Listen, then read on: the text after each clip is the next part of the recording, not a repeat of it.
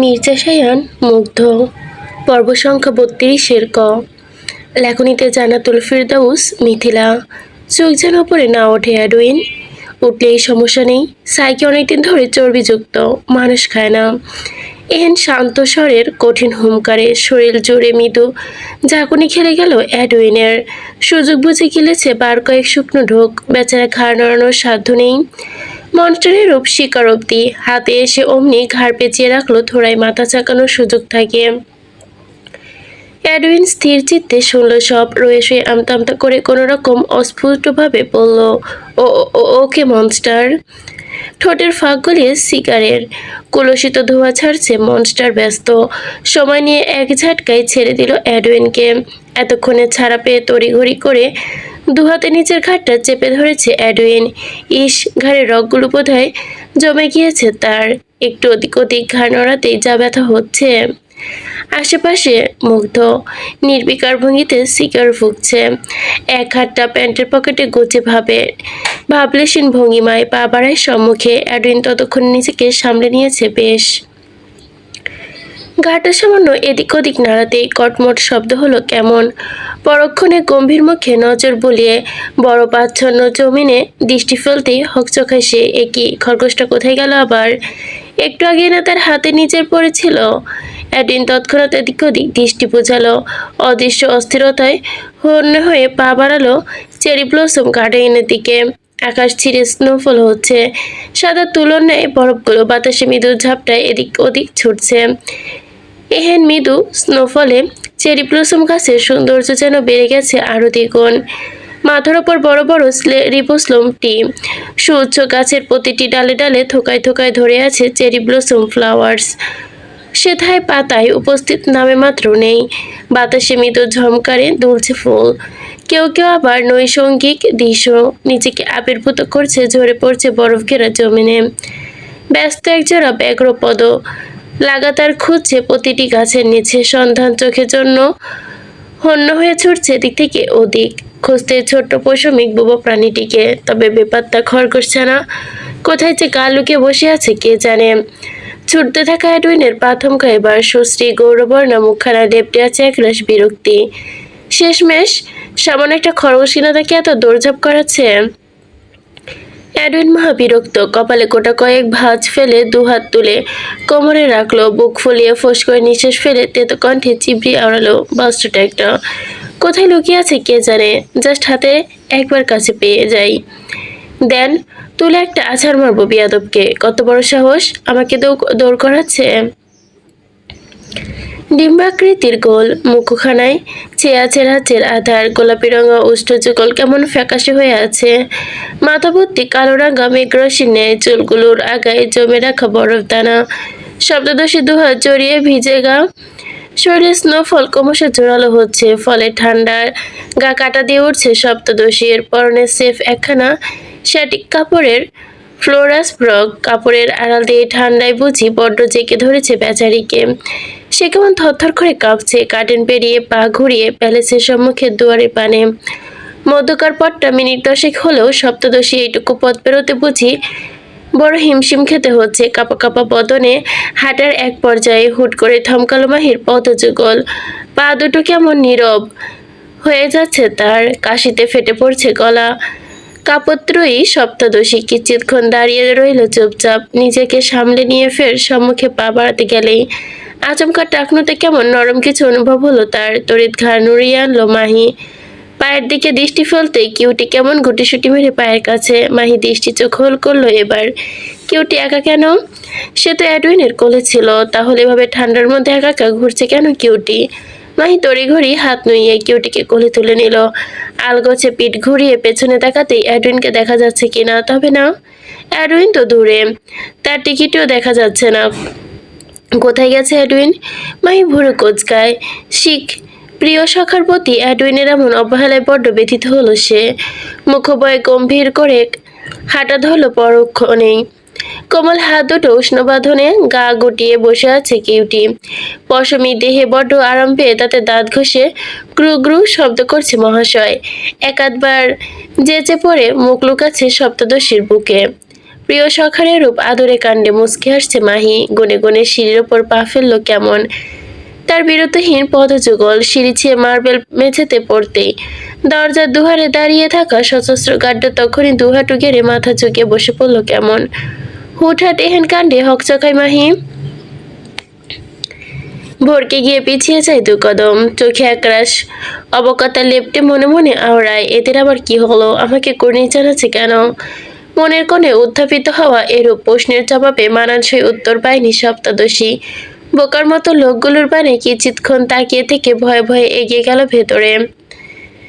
এদিকে সপ্তদশীর সম্মুখে থেকে আড়ালে হাঁপ ছাড়লো বেচারা গার্ডস। কেউ কেউ এখনই শুটের হাতা গুটিয়ে আলতো করে মুছে নিল নিজেদের ঘামরক্ত কপালখানা, যা বোঝা যাচ্ছে ভীতু মাহির উপস্থিতি এখন থেকে সবার জন্য কাল হয়ে দাঁড়াবে। তিনতলায় লম্বা প্রশস্ত করিডর দিয়ে হাঁটছে মাহি, এক মনে কিউটির সাথে বলে যাচ্ছে রাজ্যের সব কথা। এরই মধ্যে পেছন থেকে ধেয়ে এলো অতি পরিচিত কণ্ঠ, মুনলাইট। থমকায় সপ্তদশীর ব্যস্ত পদযুগল, নিঃশ্বাসের গতি হলো তীব্রতা, ঘাটটা বুঝি ঠাই জমে গিয়েছে তার। সৌজন্যবোধে পিছে ঘুরে তাকানোর কথা থাকলো মাহি দৌড়াতে চাইলো আগে নেয়।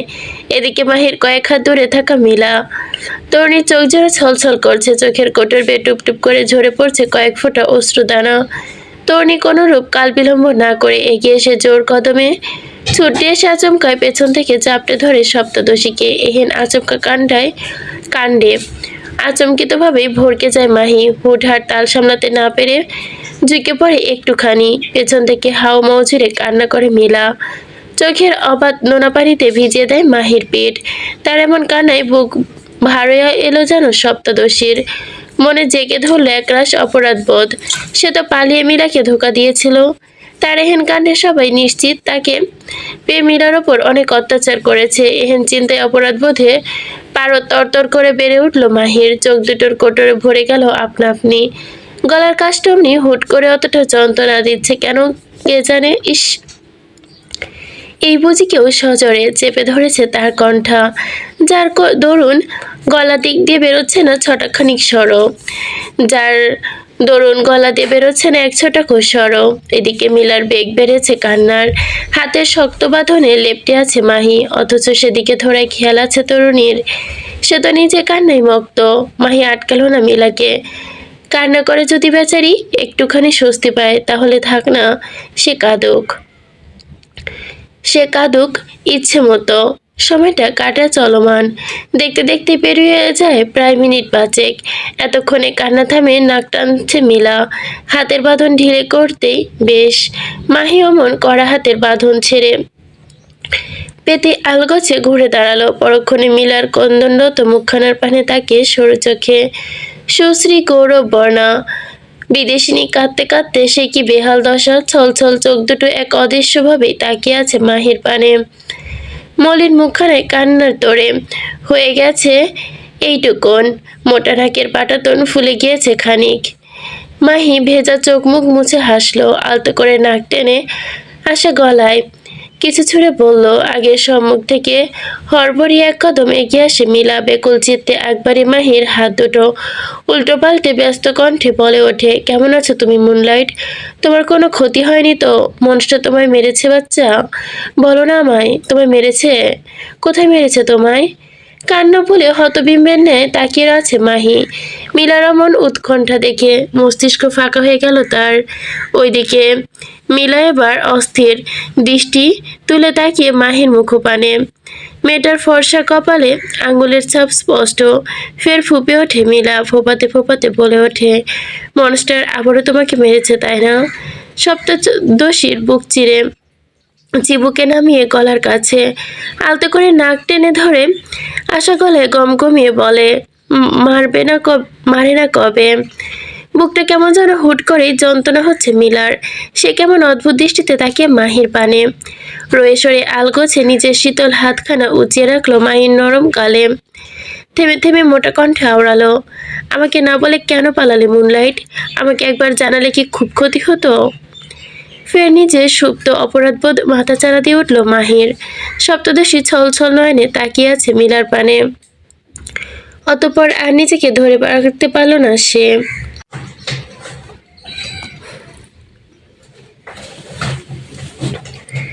ফের নিজেকে জাহির করতে ব্যস্ত হয়ে পড়ল। অতঃপর নিজেকে ধরে রাখতে না পেরে দু হাতে কিউটিকে চাপটে ধরে কেঁদে উঠল কেমন। মিলা অসহায় বদনে তাকিয়ে তা দেখল। আলতো করে ডান হাত উঁচিয়ে রাখলো মাহির মাথার ওপর। সেটাই খানিক হাত বুলিয়ে নীরব সান্ত্বনা দিয়ে সপ্তদশীকে। মাহি কাঁদতে কাঁদতে এক পর্যায়ে হেঁচকি তুলে বলল, পালাতাম না তো কি করতাম মিলা? শুধু শুধু এই কারাগারে জীবন্ত লাশের ন্যায় বেঁচে থাকা কি আদৌ কোনোভাবে সম্ভব? ওই রাক্ষস যতই বলুক আমাকে 6 মাসের জন্য এনেছে, তবে আমি জানি সে আমায় আমৃত্যু তিলে তিলে যন্ত্রণা দেবার জন্য এখানে এনেছে।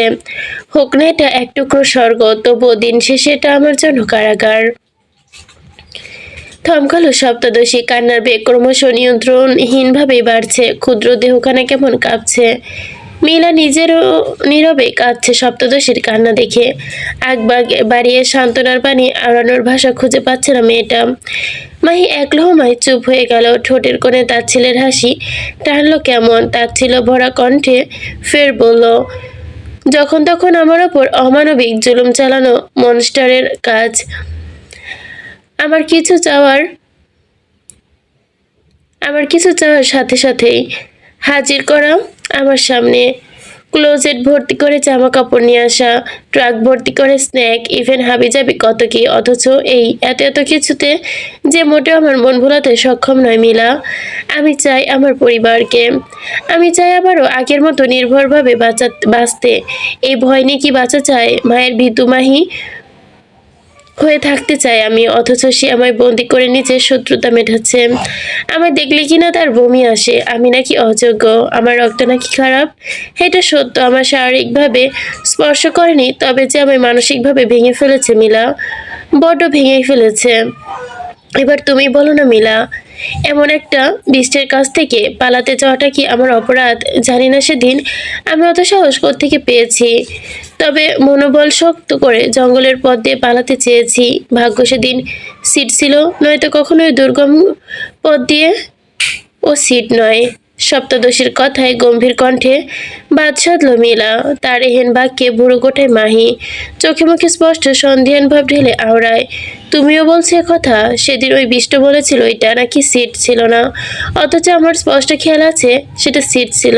আশ্চর্য, তোমরা আমার কথা বিশ্বাস করছো না কেন? শেষ কথাটুকু অভিমানের সুরে শুধালো মাহি। সম্মুখে দাঁড়িয়ে থাকা মিলার মুখোপায় গম্ভীর। তা দেখে ফের নাকের পাটা ফুলে উঠল মাহির। অভিমানী মন ধরেই নিল মিলাও তাকে অবিশ্বাস করছে। এবার সপ্তদশীর রাগ তরতর করে যেন বেড়ে গেল। সপ্তদশী রাগিনী কোলে গায়ে কিউটিকে চেপে ধরে ঘুরলো উল্টো পথে। গটগটিয়ে 2 কদম হাঁটতে পেছন থেকে আচমকা তার ডান হাতের কবজি টেনে ধরলো মিলা। মাহির পদযুগল থমকে গেল। সে ঘুরে তাকানোর প্রয়োজন বোধ করেনি। উল্টো কণ্ঠে একরাশ ঝাঁজ ঢেলে বলল, হাত ছাড়ো মিলা, আমি ঘরে যাব। I need some time alone. সপ্তদশী ঝাঁঝানো স্বর শুনে হাত ছাড়তে নারাজ মিলা। সে তখনই নিজের চোখের সামনে এক প্রকার উচাটন ভাব টেনে চটপট কদমে এগিয়ে আসে দাঁড়ালো মাহির মুখপানে। মাহির সঙ্গে সঙ্গে নাক ফুলিয়ে মুখ ঘোরালো অন্যত্র। কপালে গোটা কয়েক ভাঁজ ফেলে গমগমিয়ে গলে আওড়ালো, সরো সামনে থেকে। সবার ভাষ্যমতে আমি মিথ্যাবাদী, তাই না? শুধু শুধু উল্টোপাল্টা মিথ্যা বকবক করছি। সপ্তদশীর কণ্ঠে একরাশ অভিমান।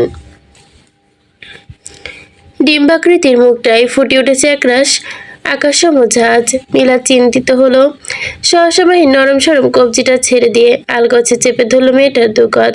পরক্ষণে গলা সামান্য অস্থিরতা ঢেলে আওড়ালো, কেন বুঝতে চাইছো না মুনলাইট? সেদিন শুধু মেয়েডেন মরেনি, সেদিন সঙ্গে মরেছে সিডও। তোমার সাথে যেদিন যা যা হয়েছে সবটা সিডের পূর্ব পরিকল্পনা ছিল। এমনকি সিডি তোমার জন্য সিডেটিভ ড্রাগস এনে দিয়েছিল। তাছাড়া তুমি বারবার বলছো তুমি সিডের সাথে পালিয়েছিলে, অথচ সিড দেখতে মোটেও তুমি যার সাথে পালিয়েছিলে তার মতো অত কালো ছিল না। নাসিডের মুখ তেমন দাগ ছিল। তাহলে তুমি কোন বুদ্ধিতে বারবার বলছো সেটা সিড? আচমকা নজর ঘোরালো মাহি। তখনই সংকুচিত হলো তার দৃষ্টি জোড়া। ভুরু দ্বয়ের মাঝে ভাঁজ পড়ল গোটা কয়েক। মুখখানা সে কি গম্ভীর হলো তার। সে কেমন একদৃষ্টে মিলার পানে তাকিয়ে রইল কিয়ৎক্ষণ। মিলার চোখ জুড়ে এক অদ্ভুত বিরক্তি। মাহির দৃষ্টি এড়োয় না তা। সে কেমন সন্দিহান গলায় আওড়ায়, ওয়েট, তুমি কি করে জানলে সেদিন আমি যার সাথে পালিয়েছিলাম সে দেখতে কালো ছিল আর তার সম্মুখে দাগও ছিল? স্ট্রেঞ্জ। সে কথা খোদ মনস্টারও এখনো অবধি জানতে পারিনি। সেটা তুমি জানলে কি করে মিলা? তুমি তো আমার আশেপাশে ছিলে না। থমকায় মিলা। মাহির কাঁধ থেকে আলতো করে হাত সরালো যুগল। মাহি আর দৃষ্টি দেখলো সব মুখবয় এক আকাশসম সন্ধিহানি ভাব তার। মিলা কেমন কাঁচুমাচু করছে দেখো, দৃষ্টি লুকাচ্ছে এদিক থেকে ওদিক। মাহি এবার মুখ খুলল, ঠান্ডা অথচ গম্ভীর কণ্ঠে জিজ্ঞাসা করলো, ছেলেটা কে মিলা? তৎক্ষণাৎ সর্বাঙ্গ কেঁপে গেল যেন। মিলার ঠোঁটের ফাঁক গলিয়ে নিঃশ্বাস টানলো জোরালো। মেয়েটার অমন হুটহাট অস্থিরতা দেখে মনে মনে ব্যস্ত সঙ্গীত হলো মাহি। ভুরু যুগল কুচকে রেখে তখনই চেপে ধরে মিলার এক হাত। মিলা ভরকায়, চোরের মতো কাচুমাচু করতে করতে চোখ তুলে সামনে তাকাতে দৃষ্টি থমকায়। হুট করে সর্বাঙ্গ কেঁপে ওঠে তরুণী। মাহি অবাক হলো এহেন কাণ্ডে। তড়িঘড়ি করে মিলার দৃষ্টি মেলাতেই খেয়াল করলো মিলা তাকিয়ে আছে তার ওই পেছনে। মাহি ভুরু গটিয়ে দৃষ্টি অনুসরণ করতে ঘাড় বাঁকিয়ে পেছনে দেখলো অদূরে দু পকেটে হাত গুজে দাঁড়িয়ে আছে অ্যাডুইন। মুখটায় তার ভীষণ শক্ত, চোয়ালে ফুটেছে তীক্ষ্ণ ভাব। তার ক্ষুদ্র দৃষ্টি এক দৃষ্টে তাকিয়ে আছে মিলার পানে, আর মিলা তার চাহনি দেখে কাঁপছে। মাহি বুঝল না এদের কাণ্ড। হতবুদ্ধির ন্যায় অ্যাডুইনের দিকে তাকিয়ে থাকতে দেখলো অ্যাডুইন কেমন হুট করে রহস্যময় বাঁকা হাসলো। প্যান্টের পকেটে দু হাত গুজে পায়ে টানলো গতি। মিলা তৎক্ষণাৎ ভয়ে পিছিয়ে গেল দু কদম। তা টের পেতেই যুবক ঘুরে তাকালো মাহি। সন্ধিয়ান গলায় যে না কিছু জিজ্ঞাসা করতে যাবে তার আগেই মিলা কেমন চট করা ভঙ্গিতেই বলে ওঠে, তুমি ঘরে যাও মুনলাইট, আমি পরে আসবো তোমার কাছে। বলে পা চালায় মিলা। তড়িঘড়ি করে স্থান ত্যাগ করলো তরুণী। এদিকে তার এহেন উদ্ভট কাণ্ডগুলো বড্ড রহস্যময় ঠেকলো মাহির কাছে। শব্দদোষী ভেবে ভেবে খুঁজে যাচ্ছে এর কারণ। এরই মধ্যে খুব নিকটে থেকে শোনা গেল অ্যাডুইনের গম্ভীর অথচ শান্ত কণ্ঠের হুঁশিয়ারি, এই প্যালেসে হুটহাট কাউকে বিশ্বাস করবেন না মুনবার্ড, ইভেন আমাকেও না। তৎক্ষণাৎ স্থির হয়ে গেল মাহি। শিরদাঁড়া বেয়ে এই বুঝি নেমে গেল এক শীতল স্রোত। কেমন যেন হুট করে ভয় হচ্ছে তার। ঘাড় বাঁকিয়ে পেছনে তাকাতে সহসা পাচ্ছে না সাহস সপ্তাদশী। সে কেমন ঢোক গিলল ক্ষণে ক্ষণে। মিনিট দুয়েক যেতেই নিজেকে খানিকটা স্থির করে নিল। তখনই পিছে ফিরল মাহি। আর অমনি চোখ জোড়া যেন কোটো থেকে বেরিয়ে আসতে চাইল বেচারির। সম্মুখেরটা পুরো ফাঁকা। অ্যাডুইন নেই এখানে। আশ্চর্য, এই মাত্রই না অ্যাডুইনের কণ্ঠ শুনল সে। তাহলে এর মধ্যে লোকটা কোথায় গেল? হাওয়ায় মিলিয়ে গেল নাকি? মাহির মাথা ধরে আসছে কেমন নানান চিন্তায়। মীরা কিভাবে জানলো ওই লোকের কথা? আর অ্যাডুইনই হঠাৎ দেখে এসব কেন বলছে? ঘাবড়ে গেল মাহি। মাহি কেমন হাঁসফাঁস করছে দেখো। মস্তিষ্ক ফের বাজছে, এই প্যালেসের কাউকে বিশ্বাস করা যাবে না। কাউকে মানে কাউকেই না। সকাল হয়েছে বহুক্ষণ, তবুও আকাশে গুড়ি গুড়ি মেঘের উপস্থিতি স্পষ্ট। সকাল থেকে স্নোফলের বেগ কমেছে কিছুটা, তবে হাড় কাঁপানো ঠান্ডা হাওয়া বইছে চারপাশে। ফ্লাওয়ার প্লেসে আগুন জ্বালিয়ে দিব্যি আগুন পোহাচ্ছে সপ্তদশী। রাতভর ঘুম হয়নি তার। মগজে খেলছে নানান দুশ্চিন্তা আর প্রশ্ন। ফলস্বরূপ সপ্তদশীর চোখে মুখে লেপ্টে একরাশ ক্লান্তির ছাপ। কোলে খেলছে কিউটি। বেচারা কাচুমচু শব্দ তুলছে বেশ। বোধে ক্ষুধা পেয়েছে তার। মাহি বুঝলো। তড়িঘড়ি করে কিউটি দু হাতে তুলে আদুরে কণ্ঠে বলল, ডু ইউ ওয়ান না ইট সামথিং? বোকা প্রাণী আগে নেয় চুপচাপ চুকচুক শব্দ তুলে সম্মতি জানালো কেমন। মাহি মুচকি হাসলো। দেখো তা আলগোছে কিউটিকে কোলে নিয়ে বেরিয়ে যায় খাবারের উদ্দেশ্যে। টুংটাং শব্দ তুলে এলিভেটর দুয়ার খুলল। ভেতর থেকে আলতো করে উকি দিল মাহি। সহসা নিচে নেমে এসে তবে এবার কোথায় যাবে সে? কার কাছে চাইবে কিউটির জন্য খাবার? মাহি কোমরে ঠোঁট কামড়ে কোমরে হাত দিয়ে ভাবল তা। এক পলক কিউটির দিকে তাকিয়ে ফোঁস করে নিঃশ্বাস ফেলে বেরিয়ে এলো পরক্ষণে। ধীর সুস্থে পা বাড়ালো সম্মুখে। মাহি ঠোঁট কামড়ে ভাবলো কিছু, এক পলক কিউটির দিকে তাকিয়ে ফোঁস করে নিঃশ্বাস ফেলে বেরিয়ে এলো। তখনই ধীর স্থির সম্মুখে পা বেরোতে তখনই চোখ জোড়া বন্ধ করে নেয় মাহি।